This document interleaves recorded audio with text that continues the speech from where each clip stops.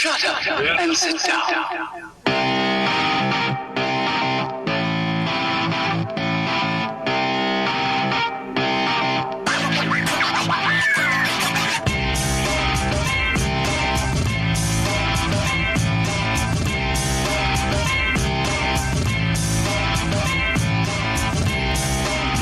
All right. Thank you for joining us on another issue of the Chasing Issues program.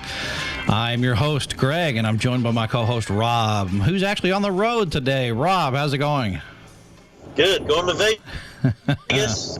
Lost wages. Got to go there every now and then. Throw away your money. Oh, yeah. And where Trump Tower exists. And I hear you're going to stop by? Probably. You know, gotta go visit the headquarters. Shame you weren't there last week when Trump was there. Yeah. So we'll see if there's some protesters or some people that like the guy. Lots of rich people walking around with a cause. Well, Vegas is always fun for whatever reason. Well, you know, California, it's just the desert, always trying to go back. Yeah, it's trying to reclaim everything, right? That's right. What's all this green stuff and water? That's not what we're about. It's a concrete jungle. Yeah. With all this flavor everywhere. So what's on the agenda today, anyway? Well, the same thing that's been going on for the last week, it seems. It's a never-ending story. It's just a constant churn and churn of the fact that Hillary is still wrapped up in scandal after scandal. A constant need for migraine headache medicine. Yes. Yeah, for her, it's going to be a constant need for drinks. Supposedly, according to the WikiLeaks, there's been one of the WikiLeaks emails that was released from John Podesta was discussing that she smelled like boiled cabbage, urine, and basically an old grandmother. And that they had a hard time getting her to take a shower on a regular basis. So I bet her campaign is just full of fun. So she kind of visited the old folks' home a little too early, you think? What's going on with that? I don't know. And there again, in WikiLeaks emails that's been released, it's talking about how they are having a hard time getting her to stay sober. And I don't know if it's because of all the scandals that are surrounding her campaign or if she's just a natural booze. I think she just likes a nice stiff drink every day, more than likely. Well, you know, nobody can knock her for liking a stiff drink. You know, every once in a while it's all right, a little within moderation. Yeah. So I certainly couldn't attack her there. And Jack Daniels never hurt anybody, right? That's true. I'm more of a Jameson kind of guy or a Miller Lite kind of guy. Although my favorite beer has been Shiner Bock over the last few years. Can't beat it. Love it. What is this, an endorsement going on here? Yeah. If they would love to pay, I would love to endorse. Happily. I'm a little gin and tonic myself, a little lime juice. Ew, okay. Gin's always been a little bit too dry for me. But well, we're getting a little Midwest, side. I guess you need the moisture, right? Yeah, sure. So I'm passing March Air Force Base right now, and I'm seeing a KC-135 take off. So let freedom ring, right, for the old Chasing Issues program. That's right. You gotta love those things. Those are so huge and so fun. I've packed one or two before. And salute right there.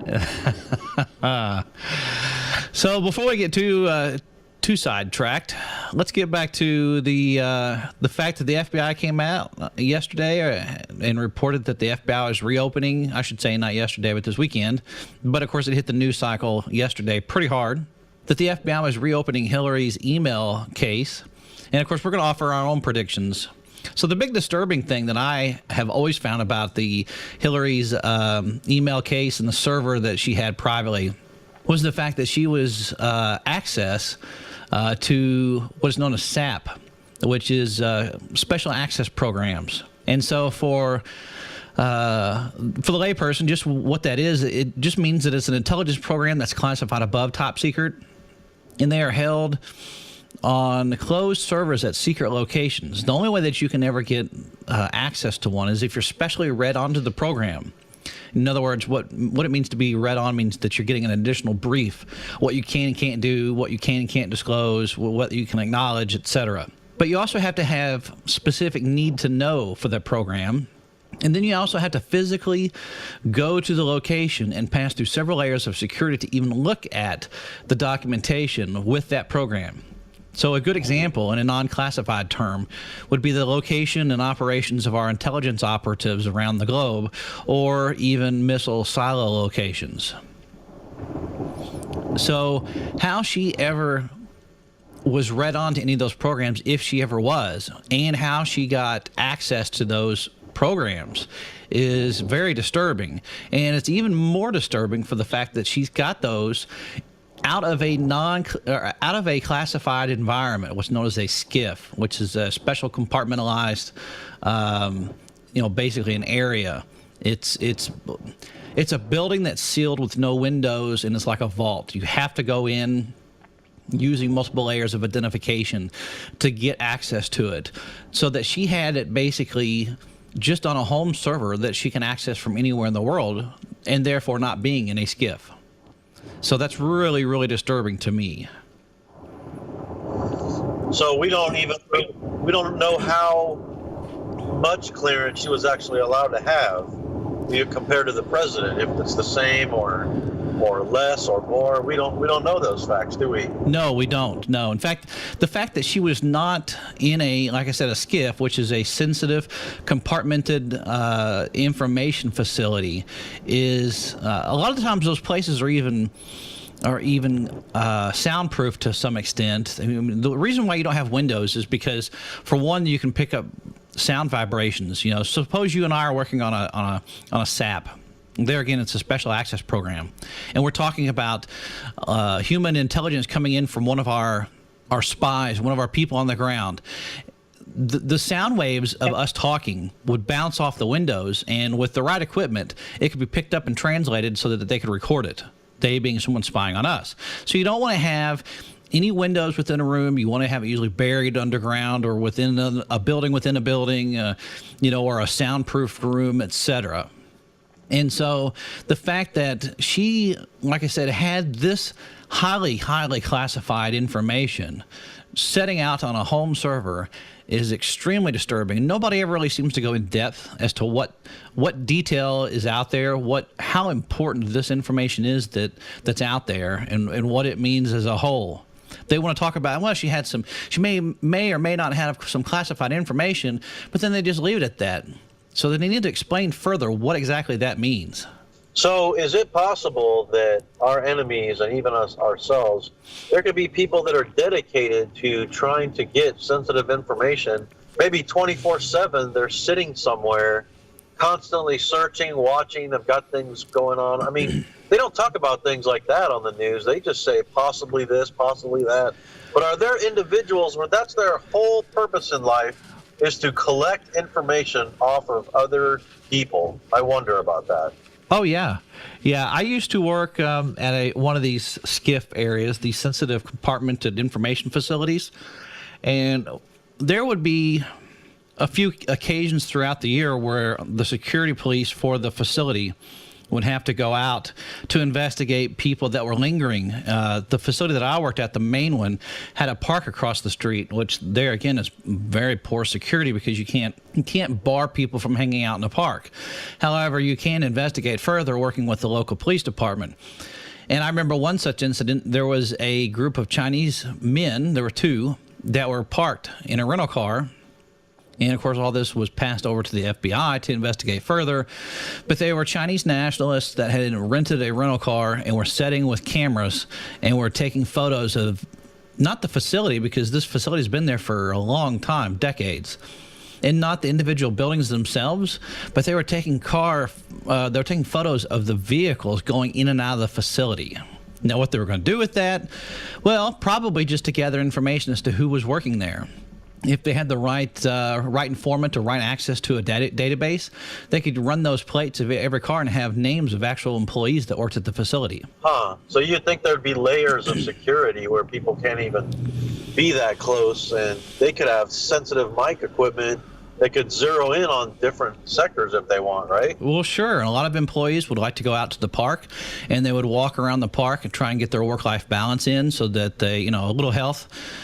So, when you're leaving the facility, and when I say facility, I'm talking about each individual building, but once you leave that skiffed environment, you're not supposed to talk about anything whatsoever work-related. But, you're working on a cool project. We may share the same security classification, and we might want to discuss maybe a way that, you're running into a problem and, I've worked on a similar program. You could ask for my advice. That's some conversation that should happen within the workspace, but people get careless, and the next thing you know, they're talking about their program, walking around the park, and they could be easily monitored. It happens. It's not supposed to, but they could definitely. Chinese nationals or Russians could pick up any kind of conversations that are out there, and they really need to worry about that. It's one thing, though, to carry on a conversation, around your workspace or even around the facility, thinking, that you're safe and fine. But knowing you're globetrotting, knowing that you're traveling around the world with an unsecure electronic device connected to an even further unsecure computer or server back at your house, knowing full well, because you've been briefed, or you should have been briefed, on all these different programs, and that you're the Secretary of State is unnerving.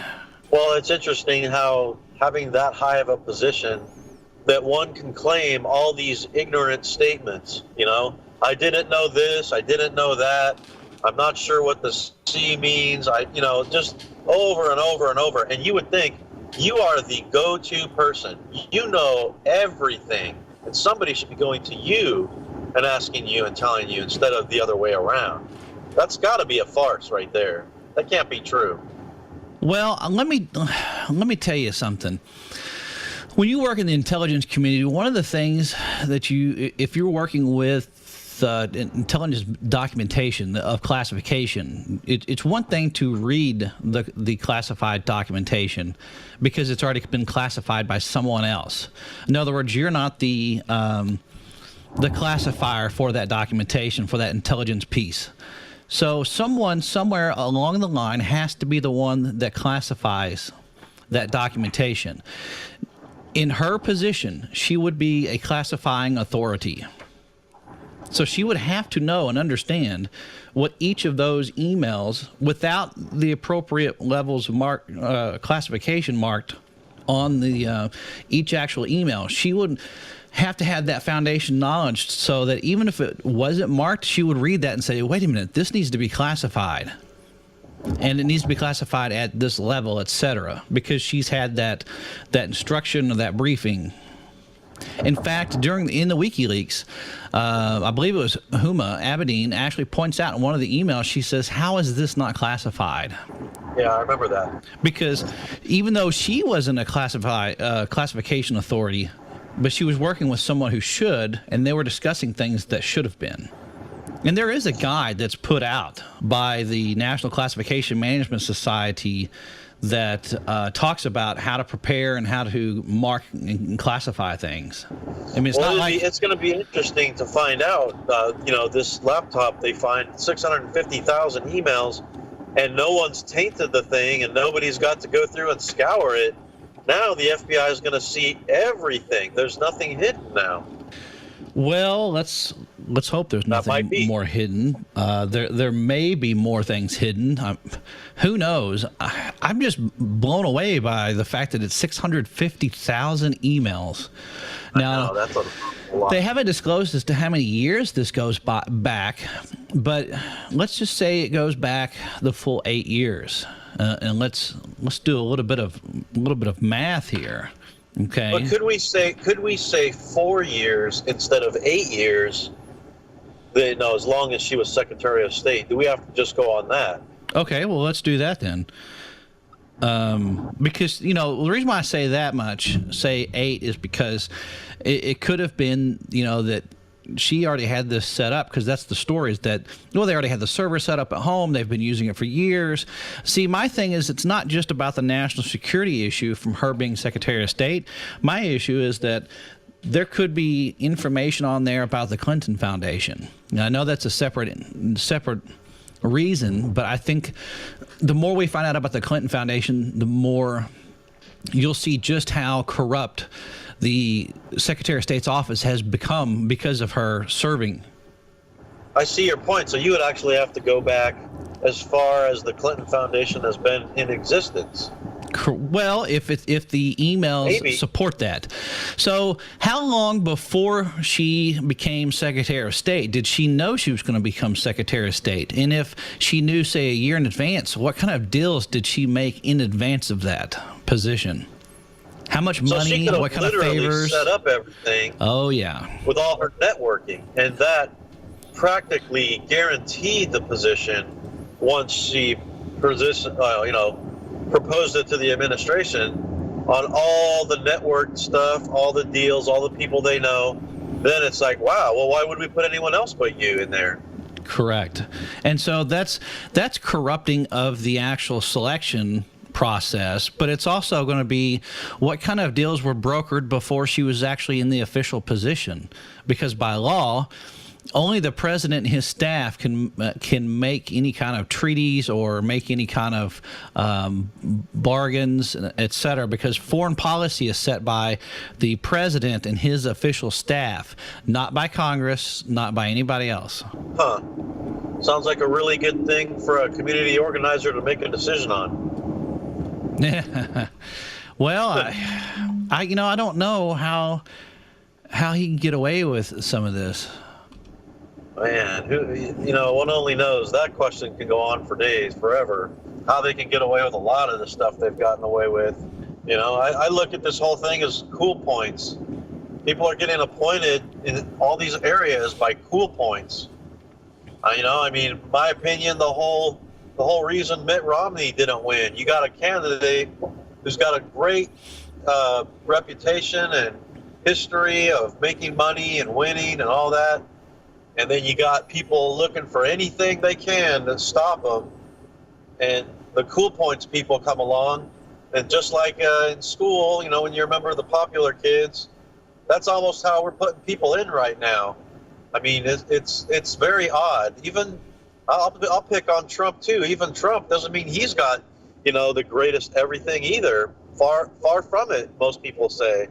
But he doesn't have the amount of cool points that the other people do. So his whole idea becomes really sketchy if he can win or not. He's not cool enough. Yeah. One thing to note, though, even though the Department of State falls under the executive branch because it's an outreach of the executive branch, any of the treaties with foreign nations, et cetera, has to be ratified by 2/3 of the Senate. And if you remember how our system of government was set up, the Senate is supposed to be a direct representation of each of the states. So the states as a whole, being represented by the Senate, has to agree to be represented within a treaty. Because remember, everything goes from the bottom upward to our federal government.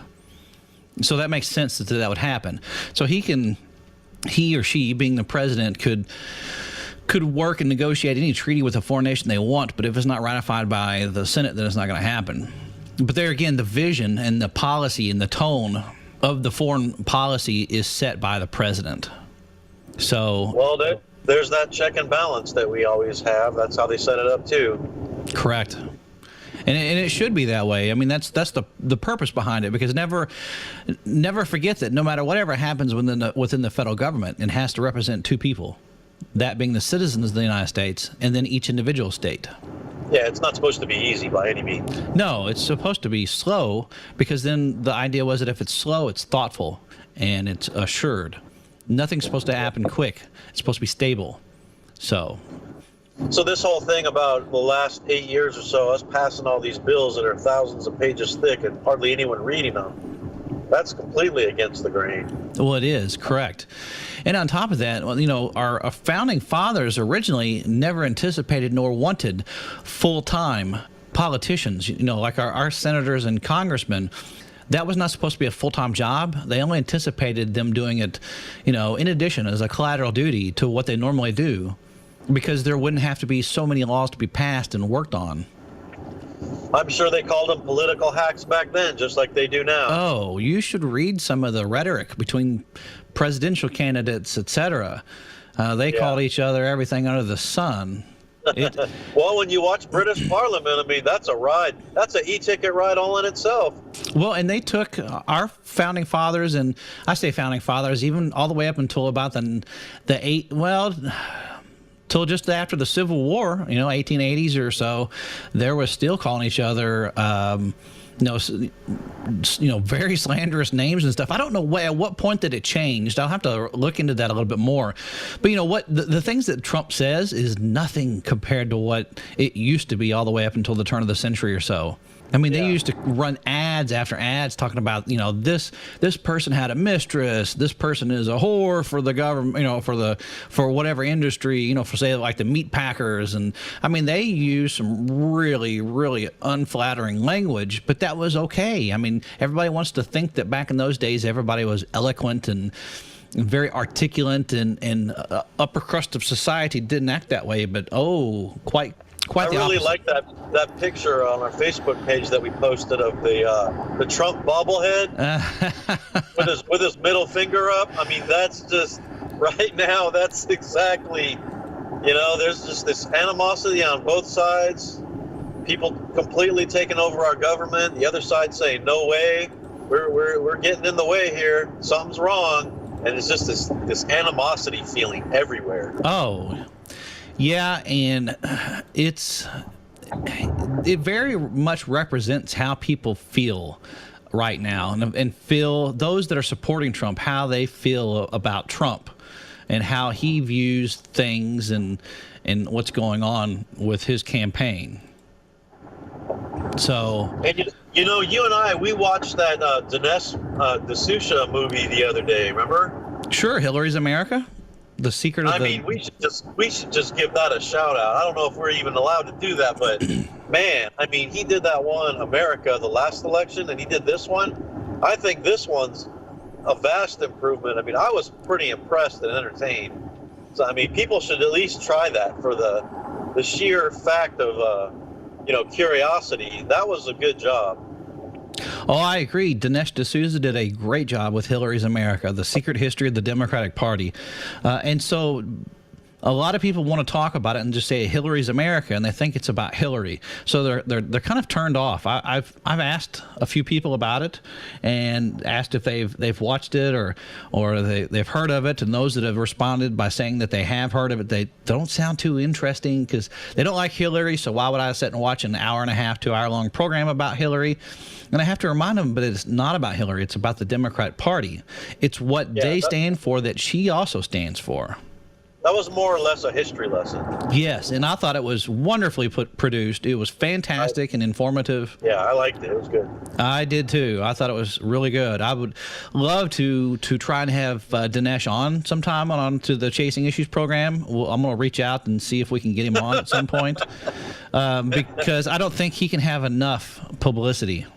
And for a guy from India, an immigrant from India, to come over here and become what he's become, I mean, everyone wants to talk about the immigrants. That's a fantastic display of that happening. Sure. What they are, a positive message. Yep.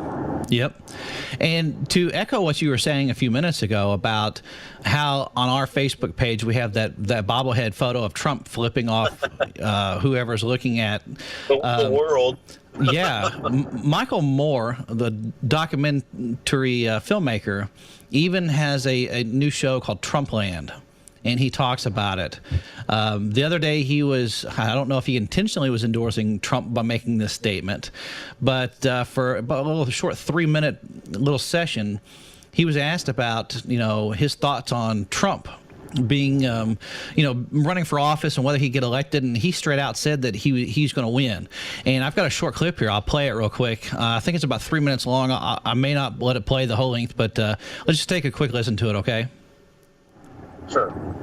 Donald Trump came to the Detroit Economic Club and stood there in front of the Ford Motor executives and said, if you close these factories as you're planning to do in Detroit and build them in Mexico, I'm going to put a 35% tariff on those cars when you send them back, and nobody's going to buy them.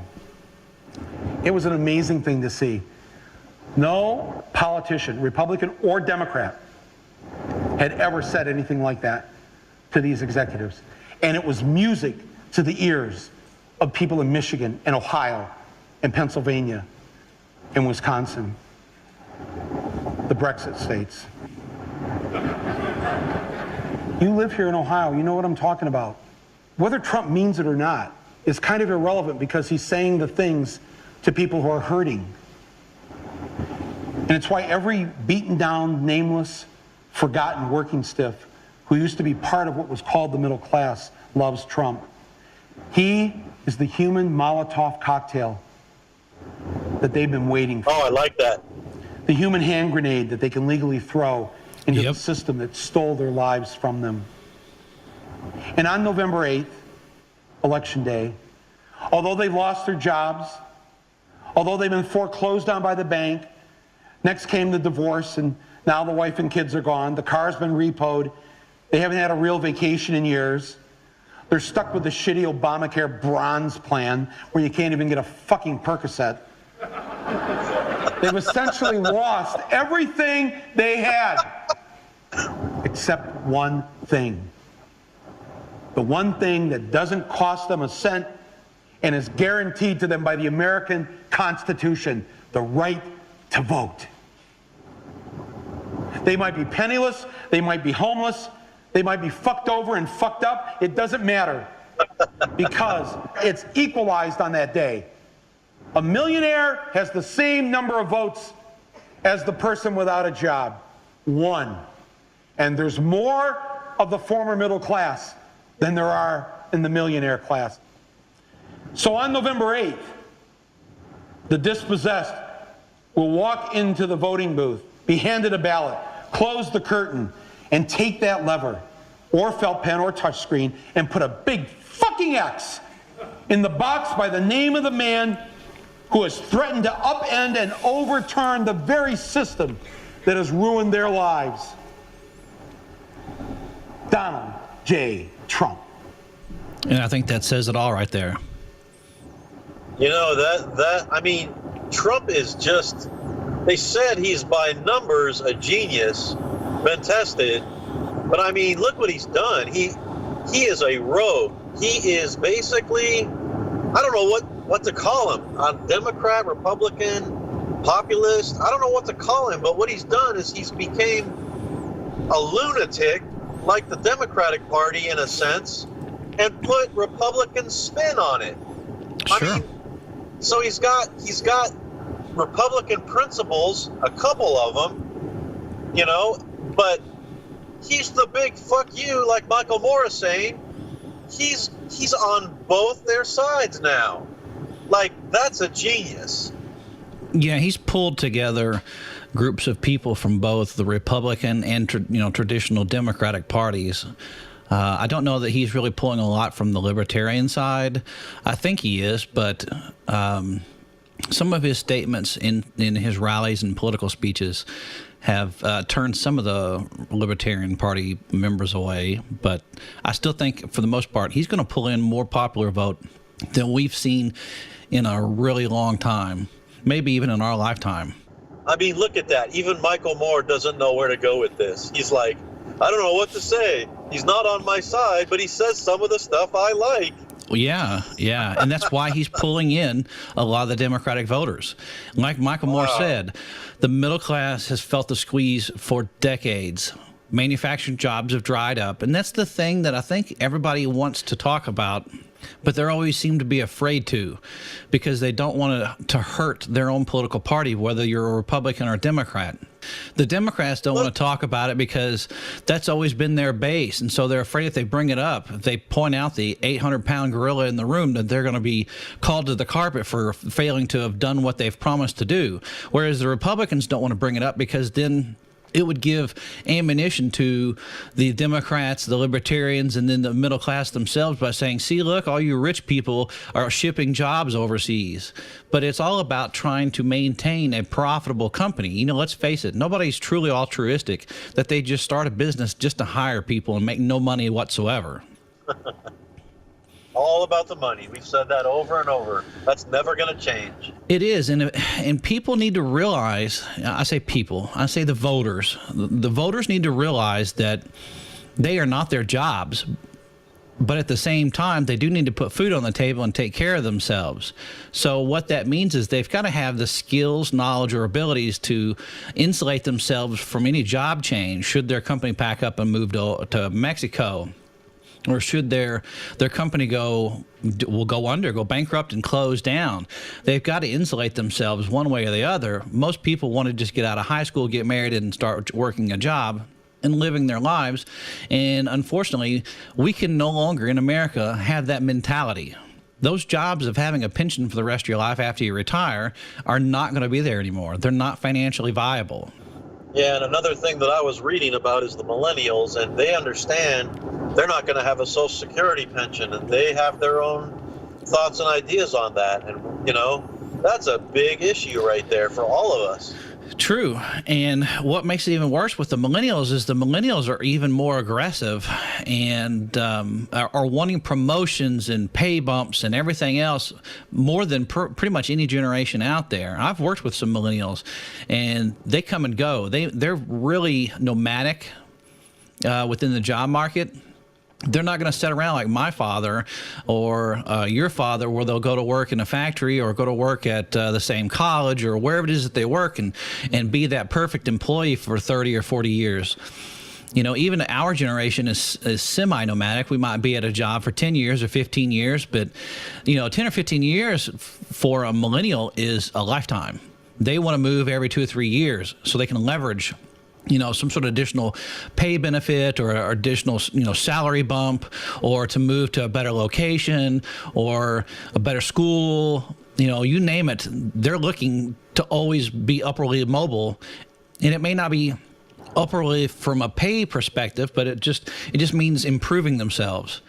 And they don't really watch TV. They're not into this whole cable TV ideal. I mean, they can pretty much shut that off and just watch YouTube all day. Correct. They stream a lot of things on Netflix, on Hulu, off of YouTube, and they don't.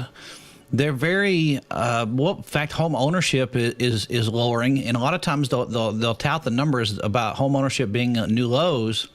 It's not always because the mortgages are not available or the homes are not available. It's because the millennials just aren't hip on planting roots down for a 30-year fixed mortgage. That's just why. Imagine all they've got to do now is take away that incentive to have a home, and the millennials will be just fine with that. Well, that's also one of the reasons why millennials support open borders. You know, that's one of the reasons why it's so attractive to them. You know, the Democratic Party is so attractive to the millennials is because they don't understand that we need to put down roots, because they don't believe in it. So they don't understand why do you even have open borders? You know, why shouldn't we have this freedom to move anywhere we want to? Because, you know, my next job could be here, or it could be in Thailand, or it could be in Mumbai. It doesn't matter where it's at. You know, if it's going to offer me something I want, a lifetime experience or a change of scenery or better pay, I'm going to take it. I'm going to run with it. So they don't understand, you know, this whole process. They feel like they're being too confined by governments and bureaucracies and policies, and, you know, they're living in a rose-colored glasses kind of world. If they ever get to that state where government's actually important to them. Some do, some don't. Well, that's what I'm saying, though, is that they don't understand, because you have to remember the millennials entering the workforce right now have never lived in a world where they had the Cold War with Russia and the Eastern Bloc countries. They've never understood that. They've never understood a true adversarial government or another country that was working towards our demise. They don't understand that. Yeah, pretty much now all they know is the terrorist idea, but And they even choose to then- not even really care about that. Exactly. They don't even participate in any discussions with that or think it's too bad. They just feel like, well, if we allowed them to come here, they would understand how good things are in life, and they would just run with it and quit being terrorists. It's our fault Yeah. because we don't allow them to become something more than terrorists. Yep, and that's not even really true. No. Because they're coming here and they're causing havoc whenever they can. That's true. Yeah, that's true. And so it's a different mindset. The millennials' mindset is completely different than ours. Well, we're going to be studying up on that. We need to start getting some millennials into our group, too. There's some real genius people out there, regardless of which generation they came from. We're going to get some of those. I think we need to get some liberal-type people on, too, because I'd like to hear some of the responses and answers. I need to learn a little bit more about what they're thinking. I don't understand. Yeah, I would certainly welcome having a millennial on, whether they're Republican or I shouldn't say Republican, because just because you're conservative doesn't necessarily mean you're Republican. But let's just say I would welcome a millennial to come on, no matter what walk of life is that they subscribe to politically, whether it be libertarian or a left-leaning or right-leaning, it doesn't matter, or none of the above. Hey, whatever feels good for the moment, whatever it is that they believe in, I like to have them on just so I can kind of get a little bit more into their insight into their mind and how they think and believe. So they just view things differently. But we do need to get some millennials on and interview them a little bit, maybe even get a Democratic or a Democratic voter or maybe a liberal on to discuss things a little bit with us so they can explain their views on things and why they believe the way that they do. Yeah. And then it's pretty interesting the direction the way this is heading for the election. So what it is breaking this morning was that, or I should say not this morning, but last night on Fox News was Tucker Carlson was on talking about how Hillary is actually under 2 separate FBI criminal investigations and with 4 different FBI offices investigating just her foundation. So everybody keeps talking about this FBI investigation with Hillary and her emails, but in reality, it's actually it's way more than just one. So let's take a quick listen to this real quick and see Shouldn't Democratic primary voters where it goes. Let's back it up real quick. I don't think it's because Can you hear that? It's because of to some extent Yeah, a little louder. Revelations, but I really think it's because of Obamacare. I mean, people's premiums are actually rising. It's not working. That hurts Hillary. Obviously, she was the intellectual architect of Obamacare. But my heart goes out to Democratic primary voters who actually had something of a choice. They had O'Malley and they had Bernie. We learned in the Wall Street Journal. I didn't know this. I followed it pretty closely. There are multiple investigations. 4 different FBI field offices have been looking into the Clinton Foundation for some time. I didn't know that. I don't think anybody else knew that. So you have the candidate's closest aide, Whom Abedin. You have her best friend and longtime fundraiser, Terry McAuliffe, governor of Virginia, the subject of investigations. And you have personally, she's the subject of at least 2, her family foundation and her emails. Shouldn't Democratic primary voters have known more about this when they were making this choice? Where was the press in that? I mean, honestly. All right, So I'm hoping you could have heard that well. But so what Tucker Carlson is saying is that where is the press during all these investigations and all this information coming out that there are multiple people within her staff that are being investigated by the FBI. She is personally being investigated in 2 separate FBI criminal investigations. There are 4 different FBI offices investigating her foundation. And then, of course, there is the connection between Andrew McCabe, which is number 2 in the FBI, and his wife, who is a pediatrician who was funded by Terry McAuliffe, friends with the Clintons, and an associate of the Clinton Foundation.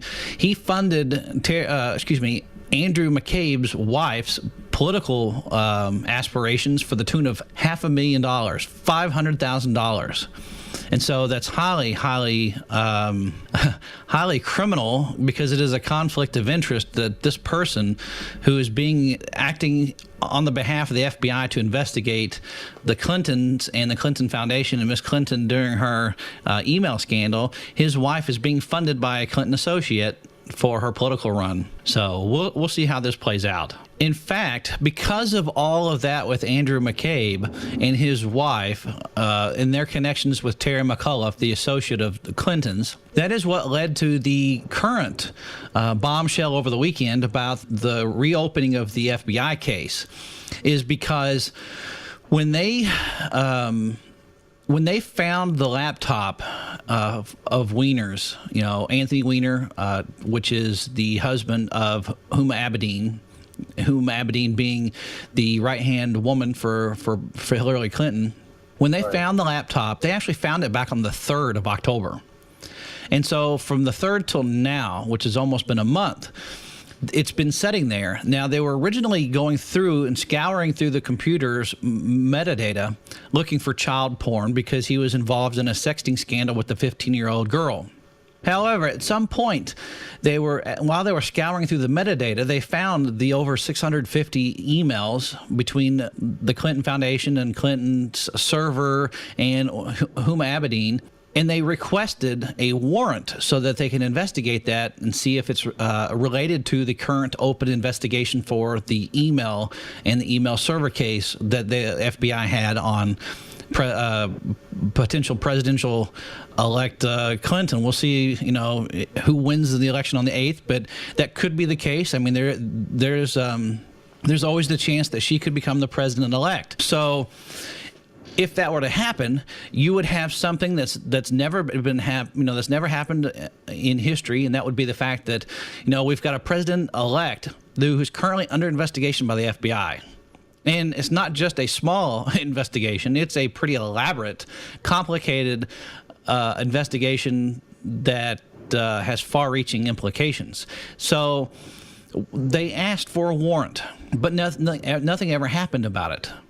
And so what started all this weekend was the fact that one of the investigators for that case, on the Anthony Weiner case, reached out and asked the director of the FBI, James Comey, said, hey, what's the word? Are we going to get this warrant or what? And, of course, his response was, well, wait a minute, what? And, of course, that opened the whole ball of wax. Why did we not have a warrant? And, of course, they filed for a warrant, and they got one either this morning or yesterday morning. I forgot when the exact timeline was for it, but they've obtained a warrant. They're going to begin sifting through the FBI's files that they pulled off that computer about the emails. Of course, the DOJ has even come out and said, look, we'll lend a hand if you want. However, we all know with Loretta Lynch in charge of the DOJ, there's a big conflict of interest there because Loretta Lynch is friends with the Clintons and has been for decades. In fact, she was on his legal team, he being Bill Clinton's legal team in 1992, for his case with the Whitewater investigation. Wonder how she got that position, huh? Well, yeah. So, and this is kind of what the whole thing, the whole case is all about, is how intertwined are the Clintons and the Clinton Foundation with the entire government. They are intertwined and have connections everywhere. And most of them are just like what the Clinton Foundation certainly looks like. It's a pay-for-play. You pay us, we'll come give a speech, or we'll do you a favor, you do us a favor, etc. Something that kind of caught my attention was how she was on TV the other day, maybe it was yesterday or the day before, saying, how can we run an election, 11 days before, everybody votes? Because basically she's got a lawyer up. She's got every time someone asks her a question or whatever, it's going to be detrimental as to how she answers, what she does or doesn't say. I mean, this could put a damper on Hillary's whole election idea because she can't really say anything. Sure. Well, even when she can say something, it takes forever for her staff to formulate a response. One of the things that has been discovered within the WikiLeaks there again is that it took 12 of her staff members to craft a tweet to go out, and it took them like 10 hours to do it. Thank God they didn't have only 11 staffers instead of 12. It could have taken days. Right. I mean, this is really You're right. Anytime that she gives a statement, either in person or during a rally or political speech or at a debate or for a tweet, something as simple as just an off-the-cuff remark, everything has to be crafted so perfectly and so on point that, she's going to score some sort of points and never have any deducted away. But in the meantime, we never hear of an original thought. So the trustworthiness is not there. And that's one of the things that I think that everybody finds very friendly with Trump is the fact that while he may say some stupid stuff or some outlandish stuff, it's off the cuff, and people can trust that. Right. Even if he has to go back. He's going to say something wrong. Yeah, even if he has to go back and clarify it or say, I misspoke, let me update and, rephrase that. I didn't mean it this way, or it was taken the wrong way, etc. It doesn't matter, because that's how most people go through life, and they speak just right out of their mind, Right. Some more than others, but they don't set, when you and I are having a conversation, whether it's in person or on a podcast like this, we don't sit and spend hours upon hours and hours trying to craft and recraft what it is that we're going to say. We just get on and we talk about it, and sure, we may write some bullet points of what we want to talk about or our thoughts, but then we just kind of run with it, just like we're having a natural conversation while waiting for our oil to get changed at Pep Boys or something. Right. We're barbecuing, and we've got Miller Lights in our hands. That's right. But I don't think that in her world, in her reality, that's even possible. I think everything has to be completely scripted, except for when she's boozing. She's got a filter at all times. There's a filter. Yeah. Gotta be. You got to have that political filter going. Or hardly say anything. That seems to work too. Sure. Practically pleading the fifth, 3/4 of her life, pleading the fifth. Speaking of which, so Loretta Lynch a few months ago set history, and that was for her to plead the fifth as the acting head of the Department of Justice. Never happened before. Let that thought sink in. The head of the Department of Justice, the highest law enforcement body in our United States, pleads the fifth, and the fifth being that she will not self-incriminate. That is crazy. You're there to represent the people. Well, it's another monumental thing we've done in America. We've changed America. Yeah. In every which way. It's highly frustrating. And there again, no wonder the American people are fed up and want to work and elect to make Donald J. Trump our next president, because he wants to drain the swamp. Yep. So I completely understand. And we've really got to work on these one reason voters. One issue voter. Single issue voter. Yeah, the single issue voter. Yeah, because the single issue voter, just to let the listeners know what that is, when we refer to a single issue voter, a sieve, we kind of toss that word back and forth between the two of us when we're talking about it, and it's mainly me that likes to toss it around, because in my mind, you might have one issue that is polarizing enough for you to go out and vote. In other words, if you're a gay man and you want the right to have same-sex marriage, then you're going to vote for the Democrat, because in your mind, that's the only option, because you want that one single issue resolved. You could throw out everything else that you believe in, and you may be fiscally conservative, and you may be conservative in many other areas of your life. But because of that one issue, that's the only thing you're voting for, and that is wrong. And there's not just because, same-sex marriage. It could be for any reason. You could be pro-life, or you could be pro-abortion. You could be whatever it is that you believe in. It's that one issue. It would be better for you to spend your time, talent, and treasure to work towards that issue to be resolved within a party where that's the only thing that doesn't agree with you, than if you were to try and fight against it. We're giving up so many other things by just voting for one thing. Sure. We're getting the shaft in 10 other ways. Sure. Or I'll even put a plug in for the Libertarian Party here. They're only capturing about 5% of the vote nationwide. However, if you have one issue that aligns with, say, the Democrats or the Republicans, but yet the rest of what you believe in fits with the Libertarian, then why don't you get out there and campaign? Why don't you raise money? Why don't you vote for them and try and get that percentage up? Because once they get the percentage up, then they'll have to be on the ballot in all 50 states. They'll also have to be allowed to debate in the debates for the presidential candidate debates.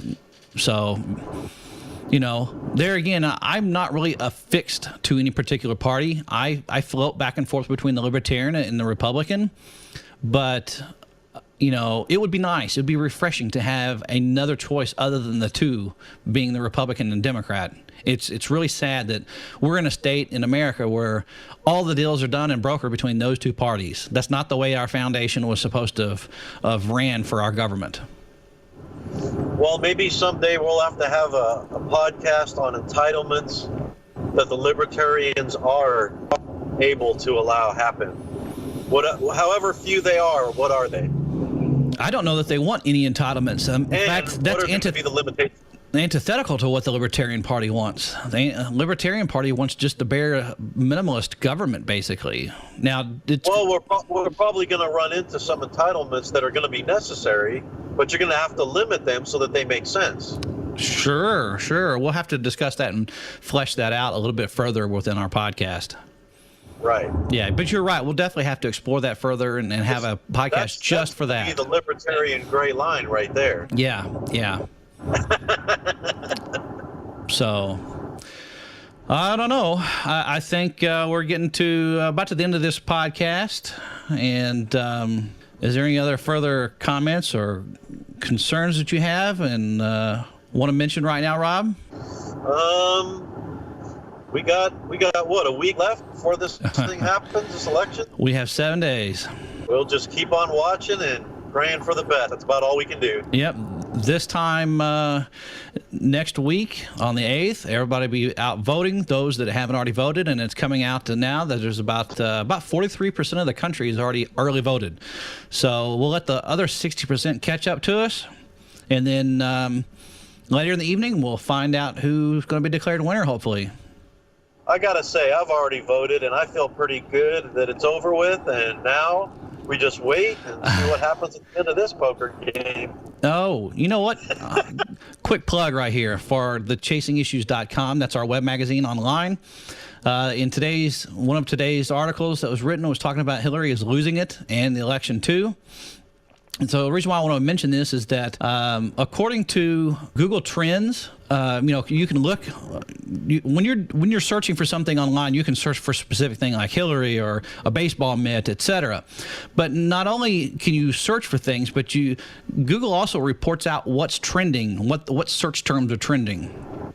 And over the last 3 days since this news broke about Hillary's case with the FBI being reopened, the surging trend for Google has been the search term, quote, change early vote, end quote. That's the current surging term. So apparently there's a lot of those early voters that want to make that change. They're not happy. And they can't now. No, because you can't change a vote once you've already cast it, early or not. Unless somehow, some miracle, some crazy thing were to happen where Hillary had to be forced out of this. I don't know what that would be, but yeah, that'd be the only way. Yeah, and it's funny, too, because the other related searches based around the Democratic Party, number one is Democrats' deplorable emails. Number 6, Democrats inciting violence. Wow. Number 9, Democrats emergency meeting. I don't know what that's about. I guess they think that Hillary, since she's got her investigation with the FBI opened again, that they're going to have an emergency meeting and get rid of her. I have no clue. Not my search term, somebody else's. And then number 14. About Wiener? Is he in there somewhere? No, because he's listed under a different category. However, number 14, Democrat voter fraud. Wow. Yeah. So it's pretty interesting. those are the... Maybe people can post on our Facebook site what they think is the most important thing and what should be trending. What are they looking up? Sure, and you can find us at www.facebook.com/chasing issues. That's all one word, no capital letters. And you'll find our Facebook page. Please like us there, share us, and make a comment. Tell us what it is that you like. I did share that article, and if you want to make a comment there as well about what it is that you've searched for recently, and let us know whether or not you have voted early. 43% kind of sounds low, but that's what's being reported. So, and I think if that's it, then I think we'll go ahead and wrap this program up, Rob. All right, man. This is Rob, the traveling desert rat, signing off. Hey, make a quick video and post it to our Chasing Issues YouTube channel real quick. Once you get to Trump Tower, buy a hat or two for us, and we'll wear them sometime. Have fun with it. That's not a bad idea, dude. Yeah. Make America great again. I want the camo one. What do you want? Standard red would be fine by me. The power hat. Sure. Either way, stay safe, stay away from trouble, but have a wonderful time. All right, man, we'll do. All right, and with that, join us for our next episode, and if you like our program, please check us out for more stories. Like us on Facebook, follow us on Twitter, or just simply share us the next time you have a conversation with your friends and family. I'm Greg, and I'm hosted with Rob, and we're out of here.